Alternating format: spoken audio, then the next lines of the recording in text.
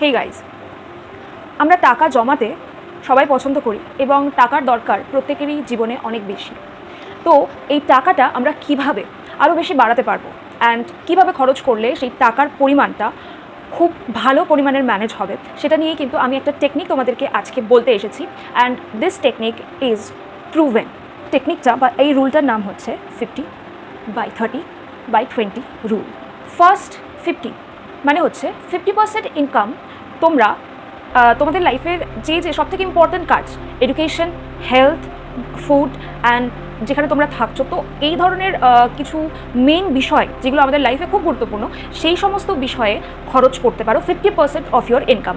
Then 30% of your income তুমি খরচ করতে পারো যে কোনো এন্টারটেনমেন্টের জন্য, যেগুলো তোমার নিড নয়, যেগুলো তুমি করতে চাও just for fun or just to enjoy life. সেখানে কিন্তু তুমি কোনো রকমভাবেই 30%-এর ওপরে খরচ করার কথা ভেবো না। To manage your money more, 30% of your income যাবে এন্টারটেনমেন্ট পারপাসে, এবং লাস্টলি 20% অফ ইয়োর ইনকাম সেভিংসে। দিস ইজ মাস্ট গাইজ, কেননা আমাদের যদি মানির সংখ্যা, আমাদের ইনকাম মানির সংখ্যা যদি আরও বাড়াতে হয়, তো আমাদেরকে মানি ম্যানেজমেন্ট খুব ভালোভাবে করতে হবে।